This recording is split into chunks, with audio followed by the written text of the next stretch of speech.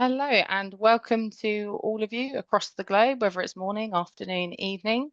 Thanks for being with us today. This is episode 2 of our very new series, which will be about building foundations for your threat modeling program. As usual, we have the fantastic John Taylor bringing his wealth of experience in threat modeling and security. And our second guest speaker we have the privilege to join us today is Irene Michlin. Irene, I'll do my best to read your bio here and give you the credit that is due.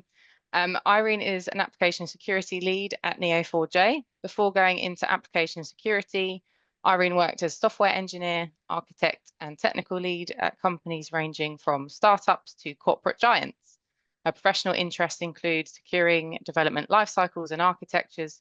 And Irene, we really appreciate you sharing your knowledge with us today. So thanks for being here. Phil, and then those of you watching, welcome to you. Feel free to ask questions anytime using the Q&A function. They may be answered during, but if not, don't worry because we've got a dedicated session at the end. So we'll make sure any questions you've got are answered there. And then I will be here in the background if you need anything. I'll disappear in just a second. So for now, over to you, John, for another insightful session. All right, thanks. Appreciate that, Claire, for the introductions. All right, so let's go ahead and as we get started here. Let's talk about what's going on today here in our session. We got a little bit of an agenda about the series, the introduction, what to expect, and then we'll dive into what our content is today, from building foundations through program processes, training, support, tooling, other additional resources. So let's go ahead and dive in. One quick note for everybody, there's a bit of a disclaimer here, basically to know that these are comments and opinions and thoughts of mine, not that of my employer. We don't have to really dive in too deep about this here. So let's go ahead and dig in. So I want to just kind of set some expectations about this series. This is session 2, and I'm welcome and honored to have Irene here with me today. And this is a 6-part series about laying the foundations to building a sustainable and a successful threat modeling program. So the first session that we had was with Adam Shostak. It was about setting the scene. And we will continue on through the rest of the year up into December with session 6.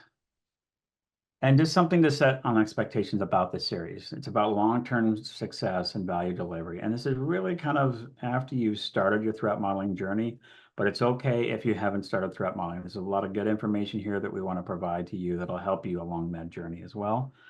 I'm not really going to dive into how to threat model. There's a lot of wonderful resources for that that are available. And if you have questions around that, you can reach out to me later as well. Keep in mind that each session is going to build upon each other to kind of bring that complete picture together.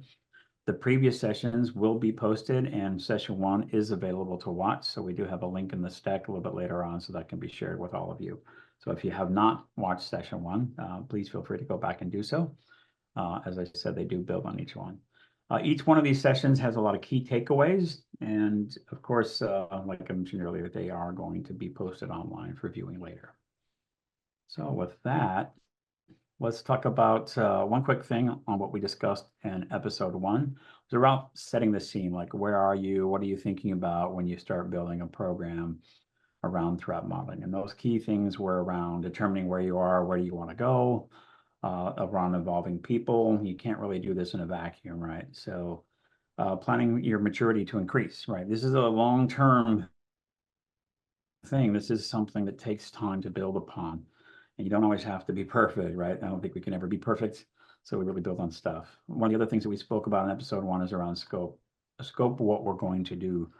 Try not to do something so big when you start, but basically you want to get going and kind of define what your program can look like. And that's what I'm referring to, scope of your program. And then also too, when you look at your program, how are you going to deliver your program, your service, threat modeling? How are you going to do that with your customers? And the other things that we spoke about was some standards and processes and leveraging frameworks where necessary. Claire has already posted in the chat in terms of that link to go ahead and watch episode 1. So those are some brief things that we wanted to discuss before we go ahead and dive into our episode. So the first thing that we want to talk about is building foundations. And this is really about some of the key areas that we think about when we start building our program. What are the things that we need to think about as we start pulling this all together? So from there, one of the things is, as we built from episode 1, after determining what your organization needs are in a threat modeling program, those elements that you build that helps achieve that long-term goals and success. If we think about without a solid foundation for your house, it's going to fall over, right? So if I build a house on sand, guess what? It's not going to be very stable. If I build it on a concrete slab in the appropriate place, the right kind of underlaying ground, well, that's going to keep us stable and successful and allows us to build and keep increasing and going from there. So our foundational elements that we're talking about today is processes, and that's about running the program, right? So when you're looking at the design, what are the things I need to think about, how to help support my customers, how I, as the threat modeler, the person running the program, need to think about what is my team going to be thinking about and doing as such. Training, that's a big topic, right? So a lot of ways that we look at how do we train our people that have never done this before. What does that look like for them? What are ways that we can approach that? Other things is around support. What happens when people have questions? When you're new to this, and I'm sure many of you are, or have been through that process where you're going through learning about threat modeling. How do I learn, right? Where do I start? Where do I begin? Especially as you build a program out and you start reaching out to more people as they start joining you in this journey and they're starting their own. So, and then of course, the support, the tooling, I'll touch briefly about tooling just to kind of get some perspective on that, but I do have some later sessions that are going to dive a little deeper on that. And last but not least, and kind of an important part, is about resources, and I mean people, right? So talking about people, and what does that mean for a program? And there's different ways to approach that. So one of the things that we want to ask everybody is kind of, where are you all at? Do you have one or more of these elements that are kind of in this space? So we got this poll up. So if you can go ahead and start filling that out, that would be wonderful for us. We'll wait and kind of see what the results look like. And then we can go from there, and then we'll move into our next section. All right. So it seems like, I don't know if we have how many people have answered this yet, Claire, and looks like We've got about 50% of people answering. Yeah. Let's just give it a little bit longer. Let's see what we got. All right. So far, no program yet seems to be leading the pack. And we're getting close to 100%. So hopefully all of you are able to select here. I really would appreciate that. All right. So what were our final results there, Claire? So final results were 42% said they did not have a program yet, which is probably why you're all here. 25% had multiple areas, and then the joint last was one element or all. So quite a mixture for that response. Good. Well, that's great. So it helps us kind of understand as we talk through these things. So Irene and I are going to dig in here in just a moment to help you understand that. So it's fantastic for all of you that have not built your program yet. This is, like I said, is going to help with those foundations as we continue forward. So let's talk about program processes. And so one of the things about program processes is, what am I doing as the program lead or the team that's threat modeling? And then what about the processes that the people that are threat modeling that are coming you to learn or doing those kinds of things? And how do we do that? So there's a lot of stuff on here. We'll talk about some of these key things, but don't worry, you don't have to necessarily do all of them. But we have to understand how the team delivering threat modeling should operate, because we want to ensure that consistency and a high level of quality. So on your team, you think about, how do I operate? So in my experience, I've got a team of people, and what we do to help support this and support our customers. And we have a lot of varying things here. And I'd like to kind of highlight a few things. And one of the biggest things that I always see that helps us is kind of playbooks, and not playbooks for people that are modeling. And we'll talk about this, because this is our internal team. How do we engage with the team? What is it that we need to do to facilitate things? How do we look at that? So, really, you need to have consistency as you grow something out, especially as you start defining a more proper program. Well, maybe proper is not quite the right word, but as you build your program from nothing to something, as you mature it along the way, it's making sure that you can do that consistency, because without that, people are going to get confused, right? They're already starting a new journey. You're already beginning this, and it's really kind of, hard for people to understand that, especially as you scale up. And maybe if you're in a smaller organization, it's a little easier, but even then, simple things to do to know how people are going to work with you and how you work with them. A lot of times, it's promoting, your threat modeling, expanding and growing that out. Communications is big. Communications drives a lot of stuff when we think about who are we talking to in our teams, who are we reaching out to and making sure that people are formed. One of the other big areas that is very helpful and has been helpful for me is around centers of excellence. And I think most people understand what that is, but it's a go-to place where there are experts, where there's resources and information as you kind of build things out. And it's that go-to one-stop place where we send people there. So how do I get trained? How do I sign up for this? What are those resources and things that I need to think about? And you can tailor that to your organization. So those are some of the key things I want to highlight here. So Irene, what are some of the other things that you've seen, while you start looking at a team that you may have, or even if it's just yourself, right, that's starting this off in terms of the things you have to think about as you grow out your program? Yeah, so one thing I wanted to observe on this slide, and actually going back to the poll we just had, where people said we have no program, I would be really curious to understand the definition of no program. Does it mean in the organization no one done any threat modeling yet? If yes, then you are so welcome to this series and hopefully you learn and start. But my suspicion is people who are here, they do threat modeling in their organization. They just perceive that, oh, we don't have written program, we don't have all these structural elements in place. So I am not empowered to say we have threat modeling, and it's not quite true. If you're doing threat modeling, if you've done it more than once, actually your organization does have some kind of threat modeling process. It may not be repeatable, it may not be as mature as you want, it may not be even documented yet, but you are walking towards the goal, right? You may want to run, but that will come. But for now, you are working. So I would be really curious. I know we cannot go back, and which brings me to this slide, and it's a very busy slide. And I know when I was training people and when I was consulting people, it can be overwhelming. When you see everything that I need, you go, where do I start building this program? Do I need all of these things to start? And I think we need to clarify, it's not, you don't need all of this on day one. Maybe depending on your organization, you will not need all of these exactly as they're listed even a year or 2 years from now. It's like a set, a Lego set that you build your program from. And it's not one of these modern ones where you buy a super expensive box and you can only build one thing. You can build Hogwarts or you can build whatever. It's more like when we were younger, you buy a box and you can build what you want with it. I'm talking about this kind of Lego set, okay? So please, as we go through this session and we discuss all the capabilities that you need, or if you open threat modeling capabilities document, it's a long, long list. Don't feel like you must have everything tomorrow or you're not doing threat modeling properly. Yeah, that's a great point, and I'm glad that you bring that up.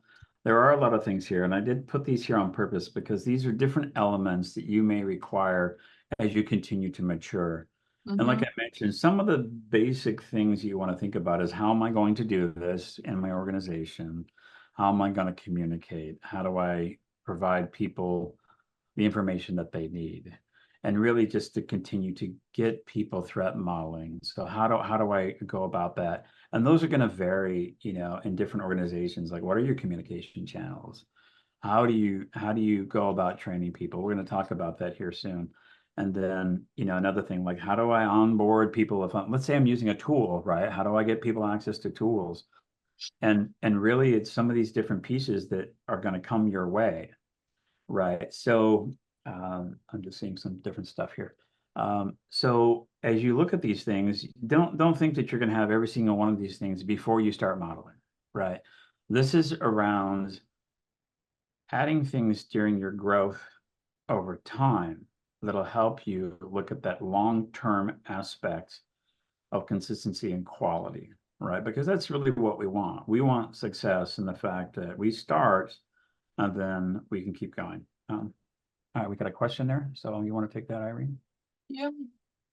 So the question is, big organizations have different security policies implemented, for example, cloud security. Does it also have threat modeling policy as part of security? In my opinion, you could, but I would say if you want to capture threat modeling, I would do it not on a policy level, but maybe within your secure development standard. So this is where you would define, to do secure development in our organization, we need to perform threat modeling and give teams some guidance how and where it goes. Maybe for compliance reasons, you are sometimes required to show threat modeling policies, then by all means define someone. But in my head, policy is slightly too high level. Secure development standard feels like the right level to define that you want to do threat modeling for your secure development. Yeah, I agree with you. Actually, like NIST has a publication about secure development, you know, the things that you should be doing while you're developing. And actually threat modeling is included in that in terms of design. And there are various other documents and standards that are out there that say, hey, do this, do this, do this. And that is part of that, you know. But yeah, as a high level, you know, policies that are at a high level, I think it's very difficult there. You know, you might say something like, you know, follow some secure design process. Which may include threat modeling, right? So as I look at that, and I'm in a very large organization on my team, where we look at how do we bring that into that kind of arena. Oh yeah, great, you put the NIST link up there. Thank you, Claire. So I'd like to talk a little bit more about the next area which is around kind of where processes are super helpful, especially for those that are going to be modeling.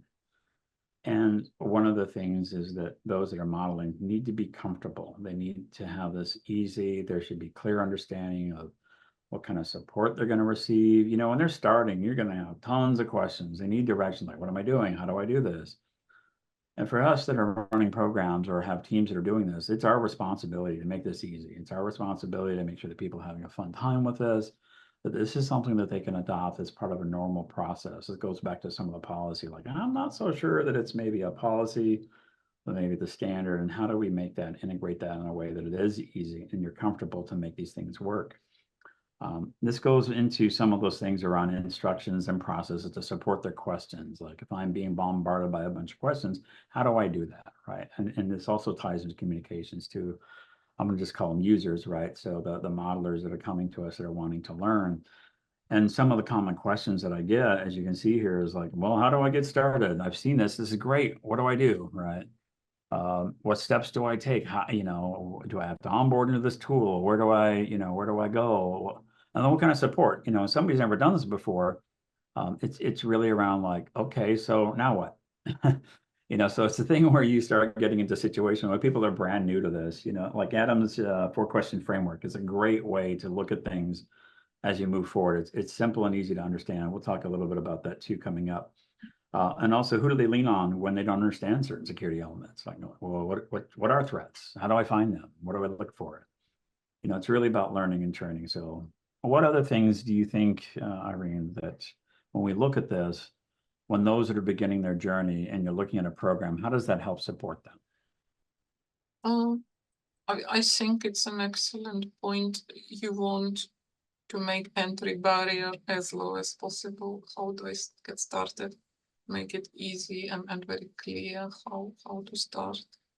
And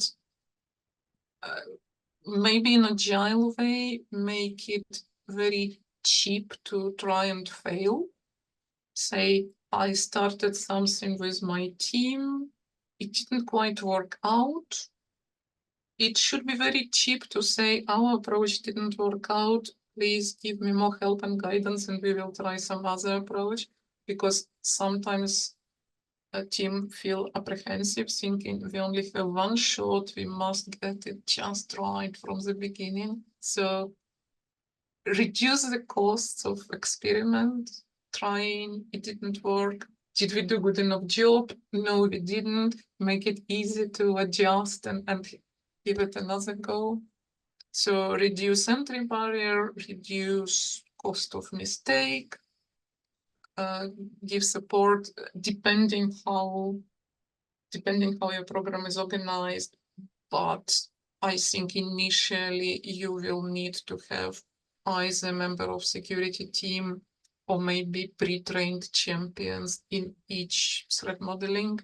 Gradually, you will probably want to go in large organization to mostly self-sustained program.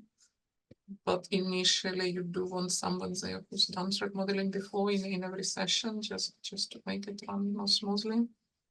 What do I do when I don't understand security is a really good question. I remember in one of my consulting gigs, we wrote documents that explained exactly this, document a wiki page, like what knowledge we expect you to bring to threat modeling session and examples of the knowledge that we will bring. So don't worry if you don't have it, just bring the knowledge that you do have.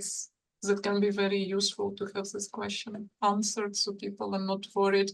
What if I will come? I never done security before. Will I be completely useless at this session? It's really good to remove this doubt.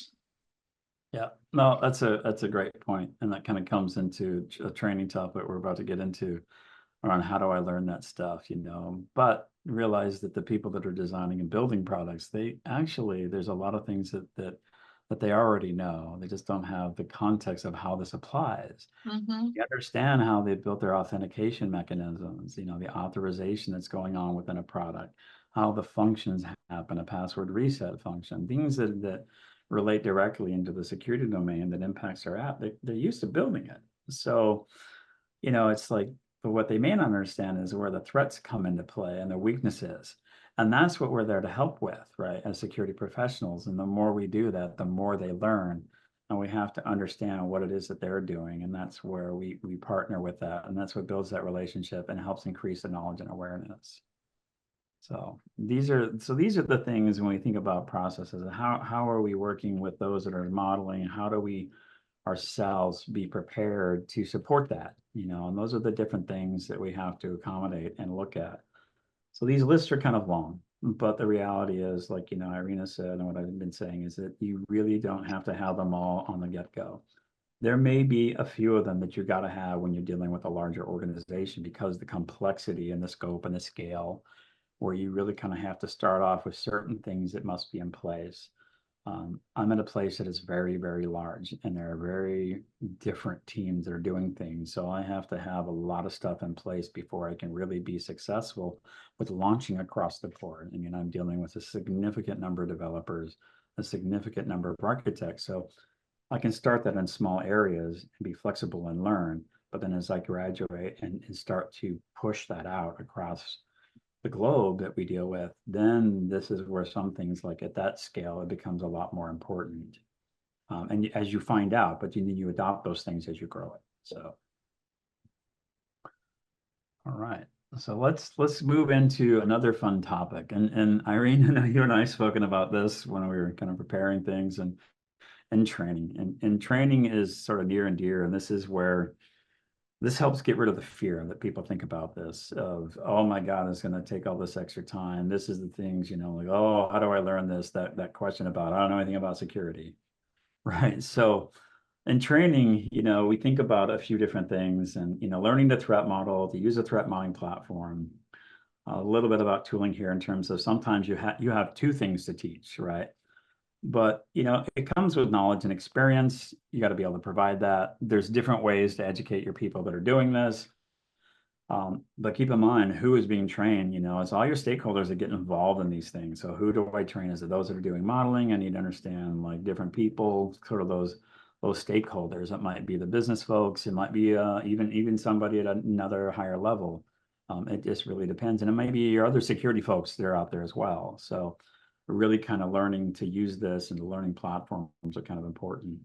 So we have a list here of some training topics and starting points. And Irene, you mentioned a few things when we were speaking earlier about stuff in terms of what you train and kind of some of the topics. And I'd like to dive into those about what should be combined in training and what should be held separately. And you were talking about some of the platforms you're talking about than the threat modeling in itself.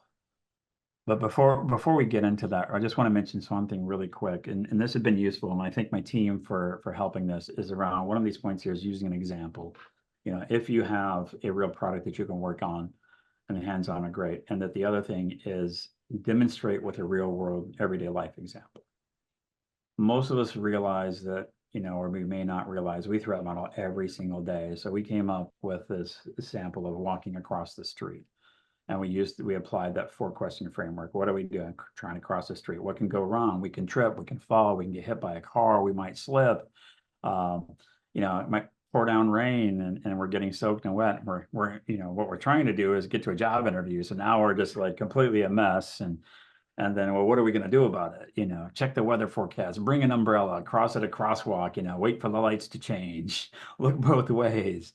And then did we do a good job? I made it to my interview. I'm dry. I'm prepared. I didn't trip and tear my pants, at the big knee scrape or something. And so we do this every day in our lives, right? So those examples kind of set some of the things. So Irene, you kind of go into some stuff that we talked about in terms of what goes in the training, the processes versus the platforms, and if you can expand on some of that. And talk some of that. And I know you've worked with many teams and dealing with training. So if you can give us insight to what you're seeing as part of what we want to provide. I'm sorry. Yeah, we also do have a poll here as well. So make sure we don't forget that. Kind of already started down this topic. Poll first. Yeah, let's do our poll first here. Yeah, how many have training programs and what kind? Yeah, this is a good question for everybody. Whether you have in-house developed stuff or third party or even something else, right? Something different, which you can also mention in the chat. Because this is an important thing to think about as your program supports different training methodologies. So.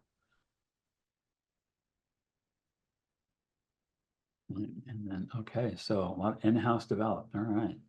Interesting. Yeah. It's pretty interesting.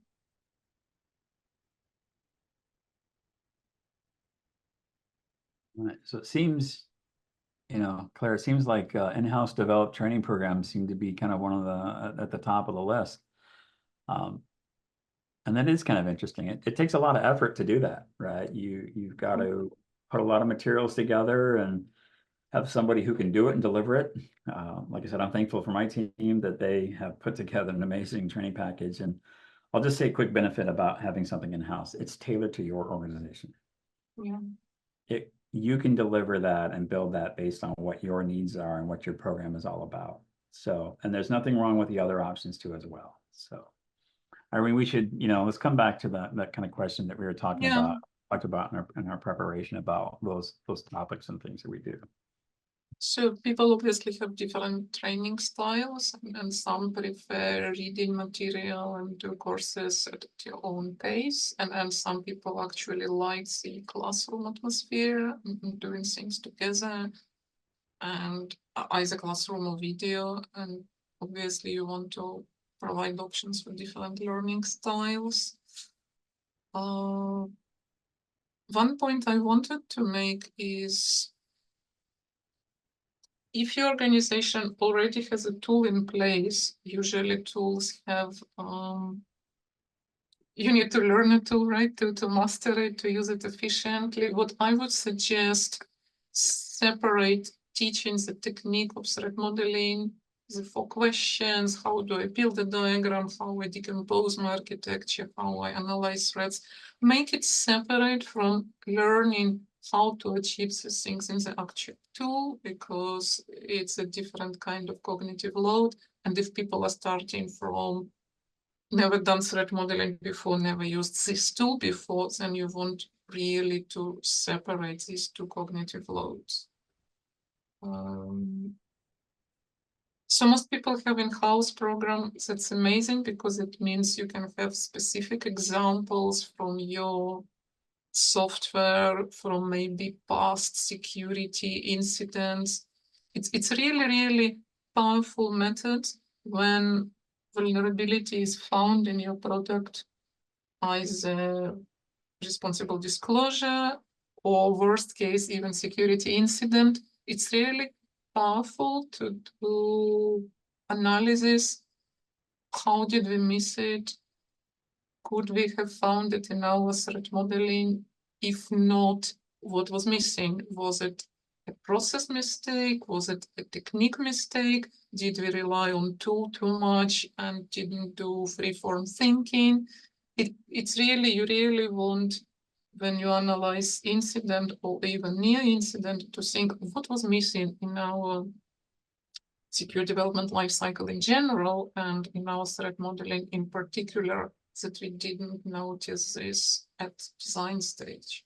Or maybe another reason, we did discuss it at design stage, we thought, oh, it will be mitigated because we will do it that way. And then during development, our actual implementation deviated from what we planned, but our process doesn't have this point where we compare the reality to the initial threat model.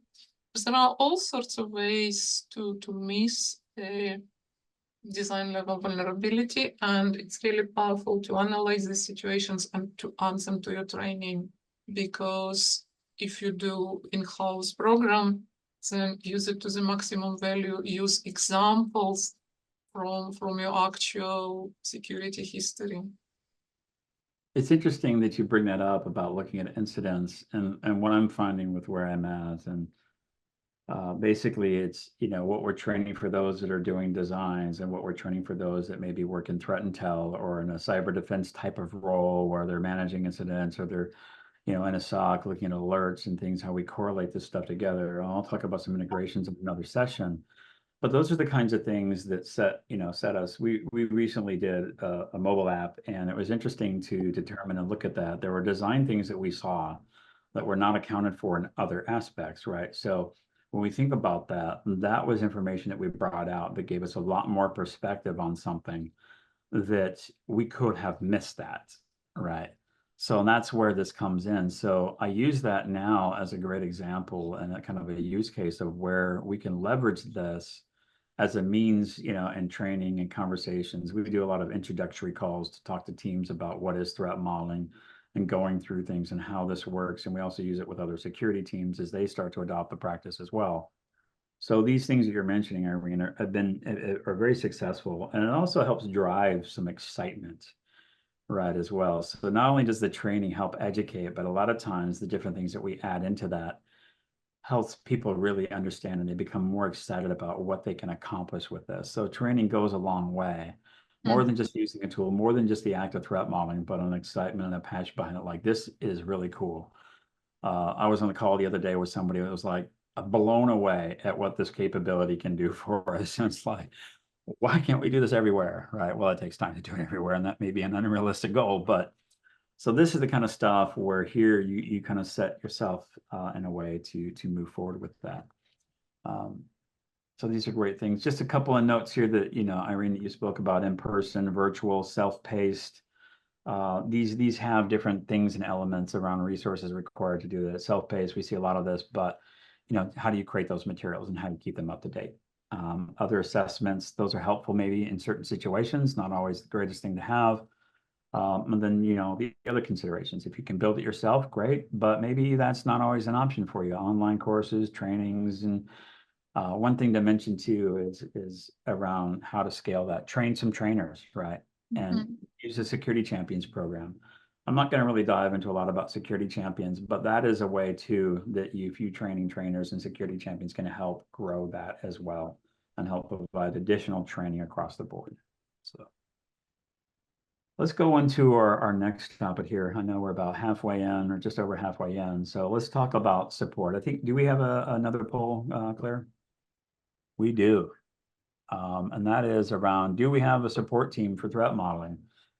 And there's a lot of things to think about in support, but in my experience, it's really helpful, especially at the scale I'm operating at. So this could be one person, this could be multiple people, right? So what do people think about this? And what do we got for incoming things of yes, no, or it's in progress? I can see the results coming in. Sorry, I know nobody else can. I was just giving a few more seconds so people Yep. had a chance to read. But they are coming in. A few more seconds and then I'll end it and share. Okay. Be curious to see what we got here. What do we wind up with? Yes, no, pretty close together and in progress. That's interesting. It's kind of a mix of everything. And I see some people are moving in that direction to have some kind of support. And this is really good to see. I'm excited about that. Any thoughts on that too, Irene? In terms of that kind of combination of yes and no is pretty equal, but it's still really nice to see the people where they're not, maybe if they're not, but they're in progress with doing so. So could be really dependent on the size of organization, I suppose, and how uniform your approach to threat modeling and secure development in general is. I saw organizations with different business units where everything is very different and they have a lot of freedom in how they implement things. I guess it's pretty tough to have a centralized support team in this situation. It's true, you know, scale, the organization, a lot of variances there. But I will say though, when your journey begins, you know, having some form of support, which includes the training and those various types of things, and working through this, you know, it's bumpy roads, right? And you're going to need a way to smooth out those roads to make it easy for people. And you think about support, about what it is, and different kinds of way that you deal with this. It will depend on your scale. It will depend on the number of people and the kinds of scope and the things that you want to have for your program. I'm going to mention service tickets here for a moment here. And if you've got platforms and you have a large scale, large number of people that are coming to you to asking questions, it's not my favorite. But if you have a scale point where you're reaching at that kind of level where something to help manage that intake, I will say the key thing behind that is be responsive. If you want things to succeed in this, because this is maybe new to your organization, people are still learning and they're doing this now, you need to be there for them, you know, with support. And that's really kind of a key measure about how do we build that successful. And support comes in different ways, right? And different ways they do that. It might be, like I said, it could be the product that you're using, more the education, like, hey, I'm trying to model this authentication mechanism. How do I go about, you know, maybe diagramming this, or how do I go about analyzing threats for something? Or maybe it's a tool question, or maybe it's an issue, right? Of course, a lot of us know about different ways that we can leverage technology to communicate, Slack, Teams channels. We mentioned the COE site, you know, of course, that's always a great place. We've done things like, you know, with the platform training snippets and little videos. One of the things that we're finding a bit more and more successful is around office hours. So I don't know how many of you are familiar with that concept, but basically time it's set up every month or bi-weekly in different time zones that people can call in, ask questions, learn more, things like that we offer that. You know, some other things. And two, one of the things is the security champions, and just a little bit more on that as it goes a long way in support and training. And there's, you know, the technology support too. So when you have that platform, what happens when something breaks? What happens when it doesn't work? And how do you manage that support? And if it's scaling up and you've got thousands of people using it, well, that's a lot different if you have been two, right? So two, it's a lot easier to manage. But then of course, when you're dealing with a larger scale, so that support may grow over time to include many of these things. And it might be just simply a phone call. Hey, how do I do this? Well, especially when you're starting out. And it can even be the case when you're doing things manually as well. So other thoughts, Irene, too, in terms of what you've seen when people are starting off on building their program. I'm kind of curious what you see as people grow and develop these pieces to their program. Yeah, as long as you have a way to reach the support team and they are responsive, I think it will be fine no matter what is the way. If you have a Slack channel, make sure you don't miss. If you have service tickets, that's the way we do it. For example, if a team wants help with threat modeling, they create a ticket on security team board, and we run kind of metric of cycle time, how long it takes us to process every ticket to stay on top of it. So that works as well. As long as you are a responsive team. And I think I read like behavioral article somewhere that says people judge us very quickly twice. If you are slow to respond to a ticket or to request twice, people will perceive you as a slow team. So yes, we have one chance to improve the impression, but unfortunately do something twice and people think that's your pattern. Unfair, but that's the reality. And you know, if you're one person dealing with this, you know, it can be difficult, especially if you have a high demand. And if you have some means by tracking it, maybe you could go to your leadership and say, hey, I need another person. You may not get a new person or a full-time person, but maybe you got another person somewhere on the team or on another team that can help out with that. And so maybe you can get 50% of their time or 20% of their time, depending upon what your needs and growth are. So you can look at that, and as it builds, I think, you know, as you look at demand and how things grow, you'll have the need for that, especially when things become common process. You know. In theory, I see people talking about we are running a best effort service here. So if we don't have capacity, we will drop some requests. In practice, it's very hard for me to imagine like a passionate security engineer dropping this request. I think people will try to fulfill them all and will burn out. So to say, oh, just build best effort service, I don't know. I haven't seen a good implementation of best effort service where people actually feel comfortable dropping stuff that's above their capacity. No, that's great. So, all right. So that's a little bit about support, but it is an important thing to think about when you're building out a program. How will you support your modelers? And there's a lot of variances, you know, from tooling to communication to training and all of those things, because people will have questions. You need to be able to answer those, you know. So this ties into all the things that we've just talked about. Let's move on to that. We have another quick poll about tooling. So if we want to bring that up real quick. How many are using tools, either manual or automated, or maybe you're using both? I'm just curious as to what's kind of the landscape there for those that are modeling. And there's a reason for this, and I'm kind of curious as to what people got. So maybe we can get some information here coming in. Let's see what we come up with.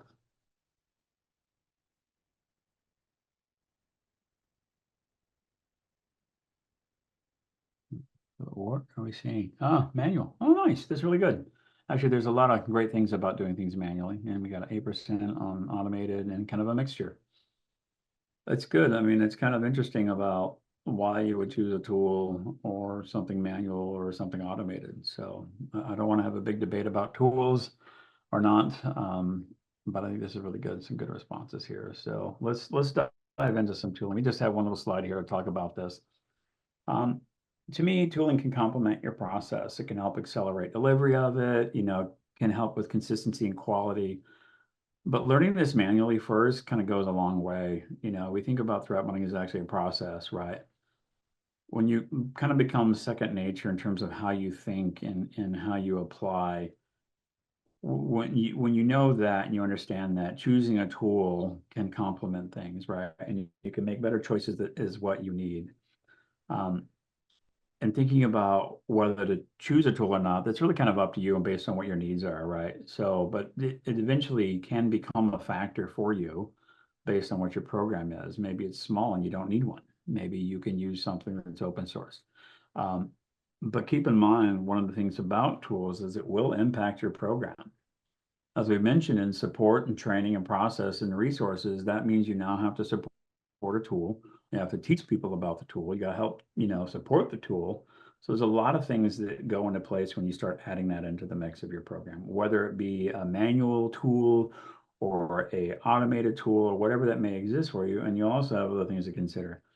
But when you know what your program's like and what you need to be able to do, then you'll have a better way to look at what are your requirements to find something that fits your needs.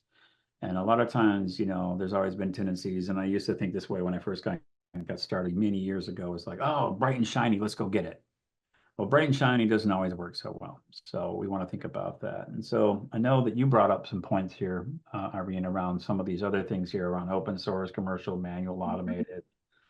And one of the things that you really mentioned was on-prem SaaS, platform capability and architecture. So I think that there's, if you can expand on some of that when we spoke about that, that would be really helpful.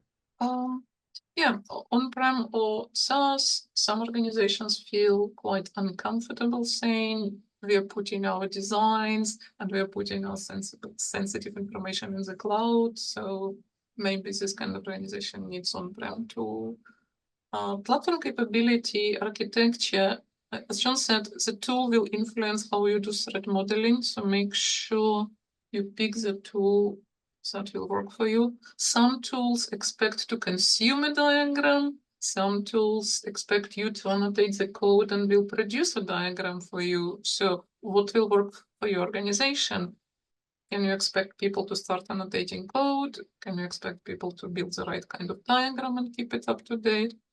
Whatever will work for you. Does the tool support your general approach?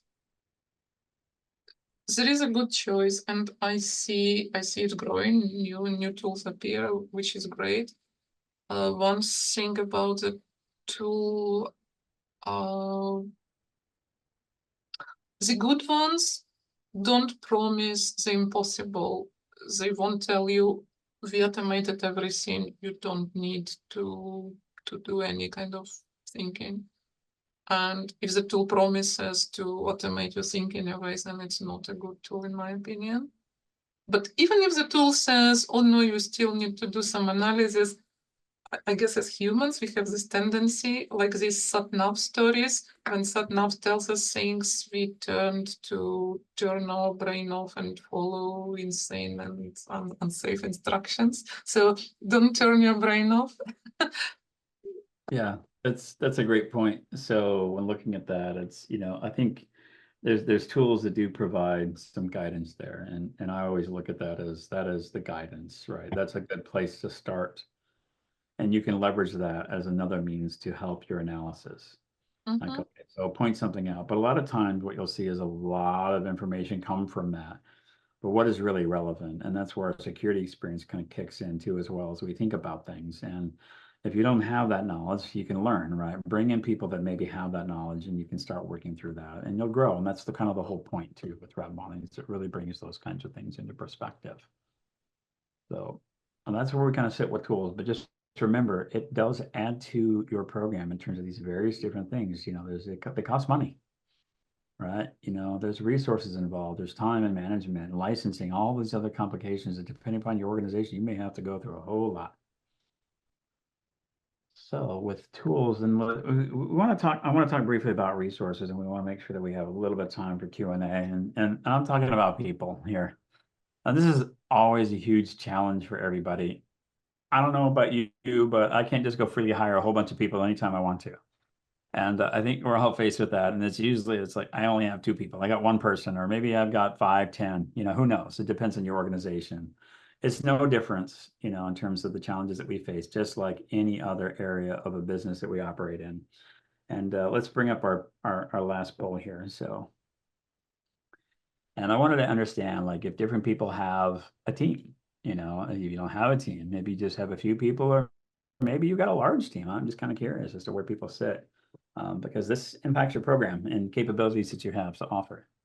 So what are we starting to see? Coming in at the moment between 1 and 5 people is winning. I can see a few more answering. It's not changing too much from the 1 to 5, but we'll again wait a few more seconds. I wonder if we got a 20+ option out there. It's pretty rare. Not yet. Not yet. No, yeah, it takes a bit to get to that stage. I don't think I'll ever will. So what do we see is none and 1 to 5. 1 to 5 is the it. And so starting small. But regardless, even at a small level, if you don't have anybody, that's going to be you, right? That's going to be you. So you think about this stuff. So with that, kind of being said is, you have an internal team. It's a great choice if it comes at a higher cost, right? So I'm fortunate to have a bit of a budget and I can, have some people to help with this program and run this, but you don't always have that, right? But when you start thinking about resources, you have product teams, you have people that are already there that can do this, right?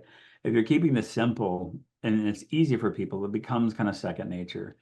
One of the things that I think about is somebody's already doing a design. Great. Then let's take those elements of what people are already doing to incorporate threat modeling into it. So we're not asking people to do something completely separate, completely different.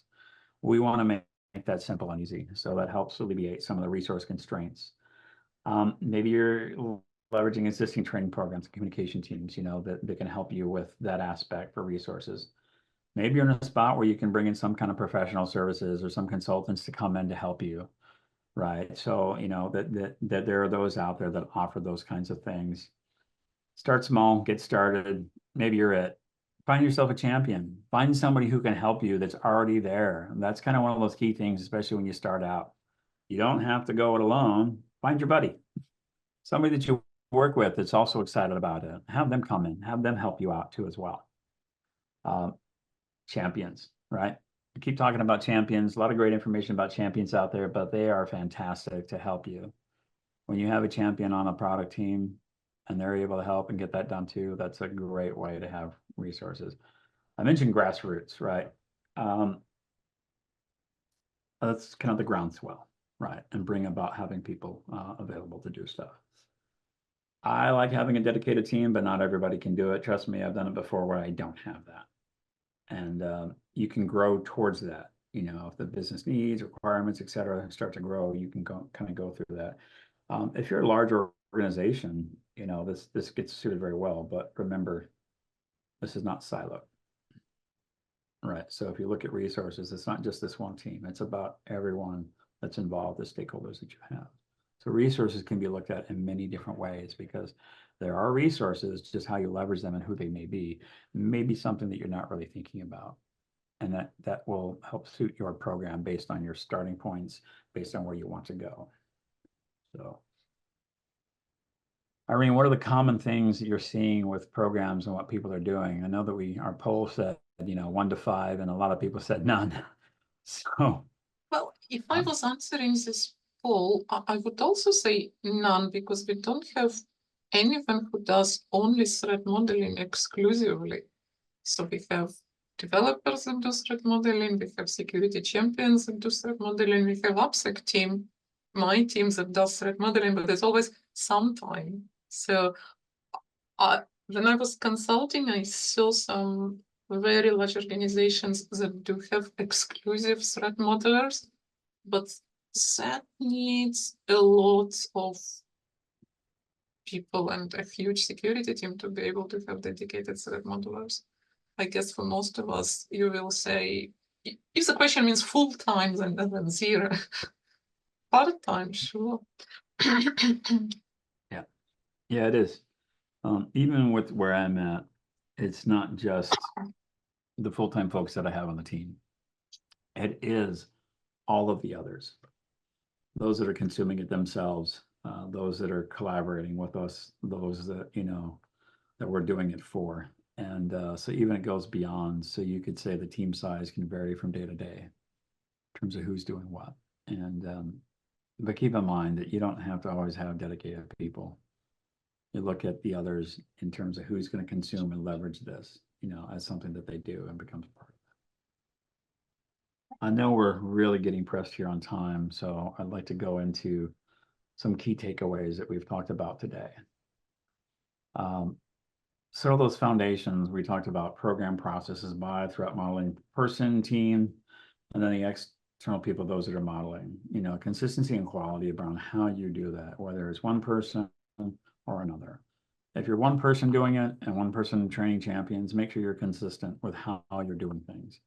That way you can ensure people have this, if you're doing things the same way, standardizing stuff makes it a lot easier to move forward. And it'll help keep you focused and help keep you going through that. thank you, Claire, for posting that. The Threat Modeling Manifesto, that is a great resource. Capabilities. You don't need everything straight away. And like you said, it's a Lego set. So training built into your program, lots of choices in training. You need to be able to help teach people.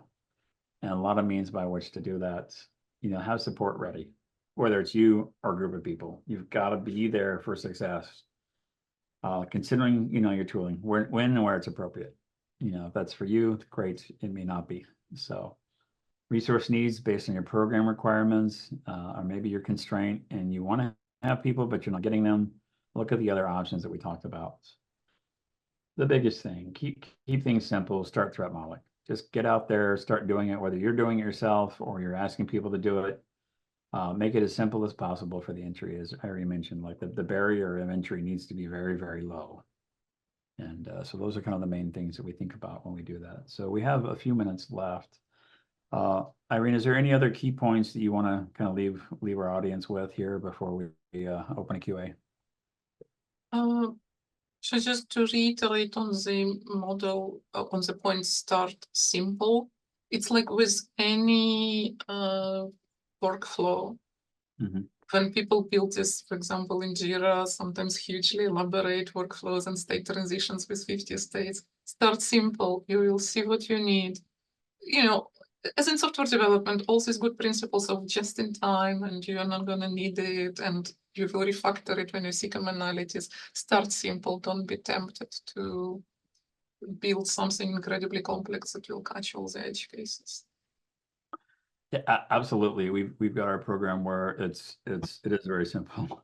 You come in, we model it, we analyze it, and then we provide your outputs, right? So it's kind of like boom, boom, boom, right? We do have a very simple process flow that we have. And the only things that get complicated is when you're dealing with stakeholders, really isn't the reality for us because we have a lot of stakeholders, but that's really about it. Just a reminder, save the date for session 3. That stuff is available out there. It's going to be around driving adoption in the program. Robert Horowitz is going to be joining me on that session. So that'll be coming up soon in September. And on that, Irene, thank you for being here with me. And it's a lot of great information for people. I know we're basically just a few minutes shy of the top of the hour, but do we have any questions so far or anything in the Q&A? Yes, there is a great question from Johnny. I can answer it if you want. Sure, I'm not seeing the Q&A, so... So the question is, how detailed does a threat model need to be? Do we need to put all the components, and how high level can a threat model be? And the good answer is it can be both. It can be incredibly detailed, it can be incredibly high level. So you start with maybe a very high level context view, just put your whole system in one big circle, say my product, and then figure out to what it talks externally. Where does it send data? Where does it receive data from? So the whole diagram is one circle that's me and everything else that's not me. Figure it out on that level. And then if you need to go deeper, decompose your system. And if you need to go even deeper, then do level 2. I think Adam's book explains really well how to start from high-level context diagram, decomposing it in layers. So it can be both of these things. Yeah, it is. I hope that's... It's kind of a tough question, right? In terms of like, how deep do we go? Well, if you're keeping it simple, maybe not too deep at first, but then grow that, mature that. Yeah. Start from the top, figure out the external data flows, because these will be the most dangerous ones. When you receive data from outside your trust boundary, when you send data, how do you know where this data goes? Who can intercept? Where does it go? Then, we have a question here. What do you think, Irene, on this one? Should we introduce governance process now, or should we focus on upskilling ourselves, prove values, and establishing the modus operandi first? Wait for the program to stabilize and then finalize the governance process? well, to me, figure out first before mandating it. I don't know. Unless you are a company that can't sell anything until receiving the certification that says you must have governance around threat modeling, then yes, you need to produce a piece of paper that says, I have governance and I have mandated threat modeling, and then you can start breathing and earning some money. If that's not the case, I would say learn to do things first before doing them mandatory. We actually have some kind of published principles on which security team interacts with developers. And one of the principles is we promise to make it easy before we make it mandatory. Yeah, make it easy before mandatory. And then other steps to include, like, suggest this as a recommendation in some kind of standard or policy or governance type of program. So that way be like, hey, we should be doing this. Here's how we go about it. Not mandatory, maybe it's an elective like type of thing. It's a strong suggestion. Another question, companies are completely adverse to spending money they don't feel will bring return value. Any tips on how to present a program in an investment perspective ahead of just doing security stuff we can do cheaper? We'll be talking about that in another session, but just kind of a quick highlight. I know we're a minute over here just to answer this. There's a lot of value behind threat modeling itself and what it produces and the results that you gain from that. And there are definitely ways that when you start doing it, you can show that. And you don't have to have tools and a bunch of people to start showing that value. So in a lot of ways, some of those benefits about addressing design flaws early on from a security perspective will reap rewards later. You know, having a model will show you a lot of different things to deal with that. Wow, we're getting lots of different questions here. Another one is about show ROI leadership about threat modeling and make sure to prioritize it.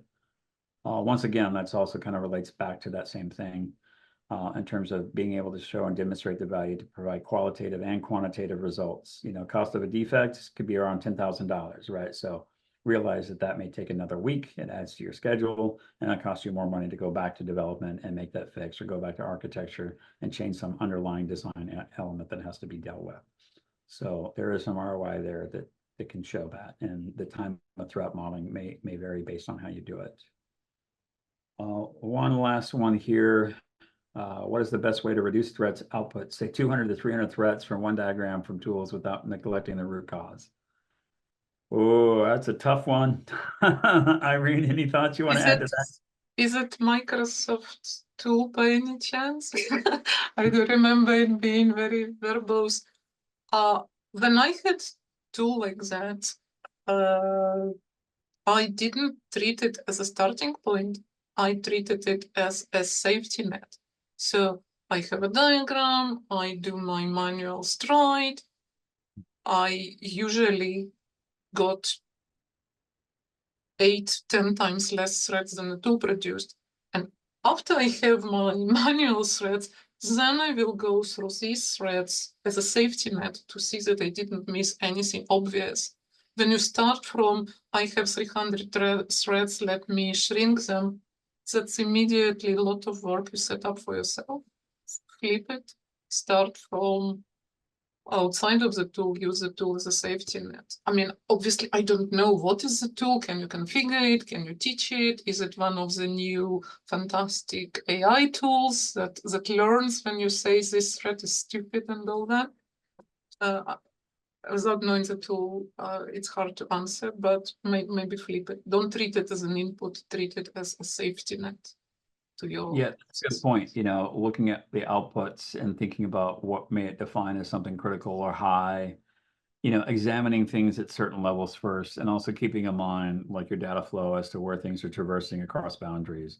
So where do things come in and where do things leave? What connects externally to other across boundaries? And what are the components and the functions, right? So if the function is critical, what does that mean for you?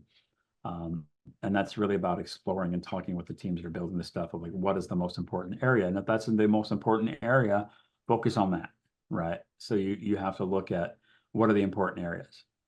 And then from there, you can take those outputs and analyze those as it relates to those, like a safety net, and start whittling it down. Because I am never going to hand over 300 things to a development team to go fix.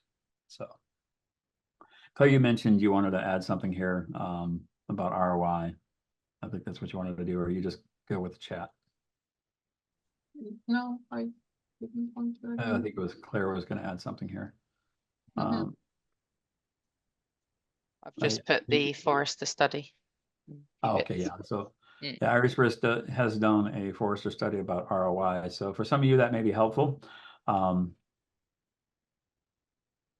So that may be useful for some of you. So think, but think about how you look at those and rank and prioritize. It is part of a normal process of threat modeling. So,